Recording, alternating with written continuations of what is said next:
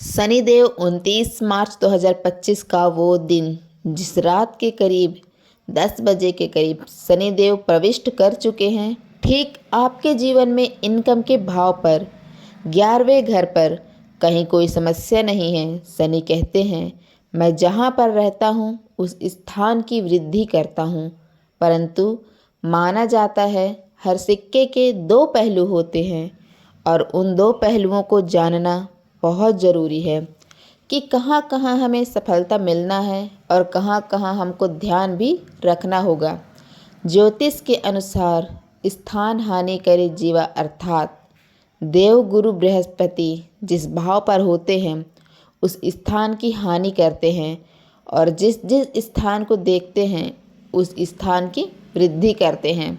Just opposite Shanidev के लिए कहा गया है, जिस स्थान पर होते हैं उस स्थान की वृद्धि करते हैं और जहाँ देखते हैं वहाँ इनकी दृष्टि है, वहाँ विलंब और हानि की संभावना बढ़ जाती है। आज हम इन्हीं बातों को जानेंगे, कहाँ कहाँ हमको पड़ाव प्राप्त होने हैं, ये 3 पड़ाव क्या होंगे और कैसे उसे पार करके हम उस मुकाम को प्राप्त कर पाएंगे जहाँ हमको वास्तविकता में पहुँचना होता है। और शायद इन्हीं सभी बातों को जानने के लिए आप और हम यहाँ पर एकत्रित हुए हैं। समझिए, शनिदेव 11वें घर पर गोचर हो रहे हैं। दो मत की राय नहीं है कि बड़े इनकम, बड़े लाभ, बड़े इच्छाओं की पूर्ति को यहाँ पर संपन्न होते हुए हम देख पाएंगे। 11वां घर हमारी इच्छाओं की पूर्ति का है, अर्थात जो भी प्रबल इच्छा हमारे अंदर है, शनिदेव उसे पूरा करने का दायित्व अपने अंदर विद्यमान रखते हैं। और यही होगा 2025 से लेकर के 2027 के जून महीने तक शनिदेव यहाँ पर उपस्थित रहेंगे, अर्थात बड़े बड़े इच्छाएं हमारे पूर्ण होने की संभावना कई गुना बढ़ जाती है। अब क्या माइनस हो सकता है और क्या हमको सावधानियां रखना है, कैसे उस पड़ाव को हमको क्रॉस करना है, इसको अब बड़े ध्यान से समझिए। जहाँ शनि है उस स्थान से इनकी 3 दृष्टियाँ होती है, तीसरी, 7वीं और 10वीं। तीसरी दृष्टि से इनकी दृष्टि पड़ रही है आपके अपने लग्न पर, अपने राशि पर, वृष राशि पर। अब शनिदेव जहाँ देखेंगे उस भाव को पीड़ा भी प्रदान करेंगे, डिले भी करेंगे, अर्थात यह स्थान है हमारे स्वास्थ्य का।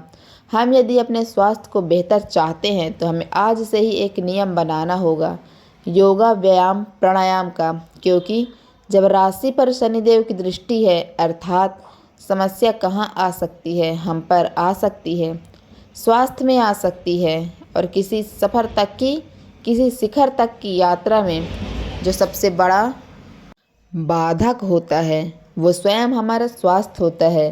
तो इसके लिए करें क्या? सबसे बढ़िया है योगा, व्यायाम, प्राणायाम से आपको जुड़ना ही होगा। एक नियम बनाना होगा, अपने दैनिक दिनचर्या को आपको नियंत्रित करके चलना होगा।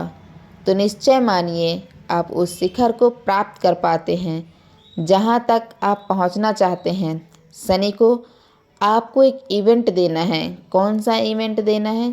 तीसरी दृष्टि पड़ रही है लग्न पर, तो लग्न का उनको प्रभाव आप तक पहुंचाना है। अब वो स्वास्थ्य में समस्याएं भी हो सकती हैं, आपका नेम फेम भी हो सकता है। यदि हम बड़े अवसर को तलाश कर रहे हैं, क्योंकि लाभ का अवसर तो शनि बना रहे हैं, लेकिन उसी समय बड़े लाभ के अवसर को यदि हम देखें तो अपने आप को हमको नियंत्रित रखने की आवश्यकता रहेगी। शनि के पास जो दूसरी दृष्टि है वो पड़ रही है सीधे पंचम भाव पर। पंचम भाव पर शनि का आना या शनि की दृष्टि का आना, इस भाव से संबंधित कार्यों को हमारे जीवन में आने से वो रोकेंगे या फिर डिले करेंगे, पीड़ाएं प्रदान करेंगे। शनि पीड़ा के कारक होते हैं, उनकी दृष्टियों में पीड़ा पड़ा है, अर्थात तीसरा जो पंचम भाव होता है वो हमारे संतान का है। संतान संबंधी हम कोई कार्य कराना चाहते हैं, अनावश्यक सा या उसमें विलंब हो रहा, संतान प्राप्त करना चाहते हैं, अनावश्यक सा उसमें विलंब होगा।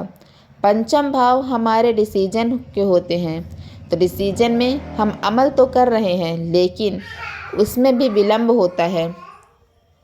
इसलिए विलंब होता तो आएगी ना भाई, क्योंकि शनि की दृष्टि आ रही है, तो कैसे इसे नियंत्रित किया जाए। पंचम भाव को ध्यान रखिएगा, यह हमारा एजुकेशन होता है, अर्थात इस समय पर आने वाले पूरे 2.5 साल में हमको एक नियम बनाना होगा कि हम एक पुस्तक से जोड़ पाए। जो सब्जेक्ट का आप काम कर रहे हैं, जो आपको नॉलेज लेना है, उस पुस्तक से आप जुड़ जाइए। माना जाता है एक सच्चा मित्र होता है हमारा पुस्तक, हमारा बुक। यदि उससे हम जुड़ जाएं तो हमारे लिए शनि के ये जो चीज़ें हैं, ये जो पीड़ा है, वो कष्टकारक नहीं होगा, बल्कि उच्च मुकाम तक पहुंचाने के लिए हमारे जीवन में यह सहायक हो जाएगा। पंचम भाव हमारे संतान का है। अब संतान के लिए जो कुछ विशेष करना है वो करने का ये हमको अवसर है। और शनि कहते हैं यदि आप पंचम भाव से जुड़ जाएंगे तो मैं पंचम भाव के निगेटिव जो परिणाम हैं या विलंब की स्थिति वो आप तक क्यों पहुंचा होगा। पंचम भाव या हमारा ऑनलाइन एजुकेशन भी इस समय पर आप ले सकते हैं, ये भी आपके लिए सफलता कारक दौर को आप तक पहुंचा जाएगा। पंचम भाव ही है जहां पर यह प्रदर्शित किया जाता है कि हमारे जो प्रेम संबंध हैं उस पर हमको प्रगात होता है या प्रगात प्राप्त करना होता है, करने की कोशिश होगी, करना है कि जिससे हमारा प्रेम है, जिससे हम प्रेम करते हैं, जो हमसे प्रेम करता है, चाहे वो जीवन साथी या जीवन संगिनी ही क्यों ना हो, उनके संग हमको बहुत प्रेम से प्रगाढ़ता के साथ उनके संग जीवन यापन करना है। इसका मतलब है पंचम भाव प्रेम का है और हमने सही बैलेंस कर लिया है, और सही का जो दुष्परिणाम है, दुष्प्रभाव है, वह कदापि नहीं पड़ेगा। अर्थात हमारे डिसीजन में हमको अमल करने में हमको सफलता आएगी। जो हम सोचेंगे वो कार्य पूरा होगा। यह शनि का दायित्व है, शनि को भूलिए मत। यही कर्म के देवता हैं, कैरियर के देवता हैं। अब शनि के पास तीसरी जो इनकी दृष्टि पर बच गई है। माना जाता है शनि को जो तीसरी दृष्टि है वो 10वीं दृष्टि है, काल पुरुष को दृष्टि है।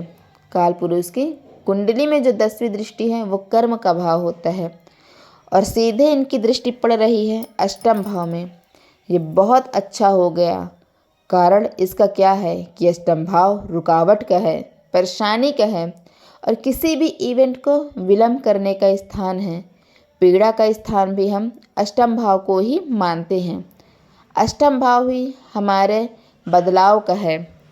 अब शनि की दृष्टि आ रही है अष्टम भाव पर, जो कि ऑलरेडी पीड़ा है, ऑलरेडी रुकावट है, और शनि किसी इवेंट को डिले करते हैं तो ये हमारे लिए अच्छा हो गया ना कि विलंब आ रहा है, तो विलंब में शनि विलंब कराएंगे, अर्थात वो हमारे पास नहीं आ पाएगा। ये शनि की अच्छी दृष्टि हो गई। अब अपने जीवन पर हम बड़ा बदलाव चाहते हैं, बड़ा परिवर्तन चाहते हैं, अपनी यात्रा को नीचे से शिखर तक पहुंचाना चाहते हैं, क्योंकि भाव भी प्रबल है। जो बन चुका है, जो लिखा जा चुका है, वो हमारे जीवन पर घटित जरूर होगा। अब उस बड़े बदलाव को हम चाहते हैं तो सबसे अच्छा इसका जो डिसीजन होगा, जो उपाय होगा, जो मंत्र होगा, वो यही होगा कि अष्टम भाव से आपको जुड़ जाना है। और अष्टम भाव है हमारे गुप्त कार्यों का, अर्थात गुप्त दान करना प्रारंभ कीजिए। ऐसा दान कीजिए कि आपने इस हाथ से दान दिया और इस हाथ को पता ना चले। ऐसा दान ज़रूर कीजिएगा, चाहे 1 रुपए का ही दान हो।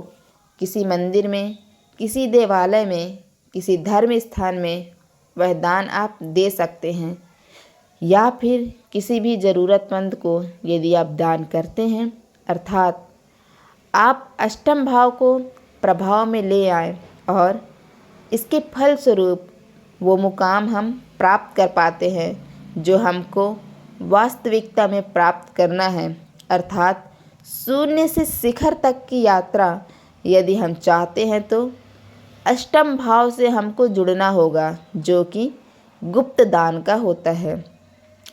अब अष्टम भाव ही है जो हमको गुप्त साधना हो की ओर भी जोड़ता है। यदि आप साधक हैं, कोई आपसे बन पाता है माला जाप, मंत्र जाप, तो निश्चित इस समय पर जरूर कीजिएगा।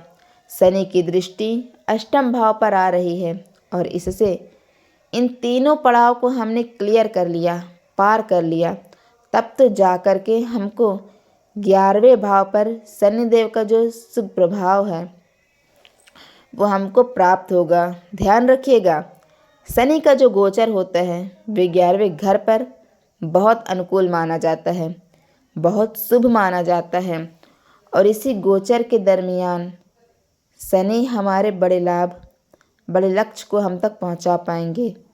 यदि हमने इन 3 पड़ाव को जो हमने बताया है उसे सही ढंग से आपने कर लिया तो निश्चय मानिए शनि का यह गोचर आपके लिए किसी वरदान से कम नहीं होगा। उम्मीद है आप सब ने इसे समझा, आप सब ने इसे जाना है। यदि आपने इसे समझा है, जाना है, मेरे समझाने का प्रयास यदि आपको सार्थक लगा, तो मेरे समझाने का तरीका यदि आपको सार्थक लगा हो तो हर बार की भांति इस बार भी अपना प्यार भरा लाइक और कमेंट करना कभी मत भूलिएगा। और हाँ, यदि अभी तक आपने अपने चैनल को सब्सक्राइब नहीं किया है, सब्सक्राइब ज़रूर कीजिएगा। पुनः एक बार फिर से आप सभी को दिवस बहुत मंगलमय हो। इन शुभकामनाओं के साथ जय शनिदेव, जय श्री राम। कमेंट में जय शनिदेव, जय श्री राम लिखना ना भूलिएगा। हमारे चैनल को सब्सक्राइब कर लीजिएगा ताकि और भी ऐसी वीडियोस आपको मिलती रहे।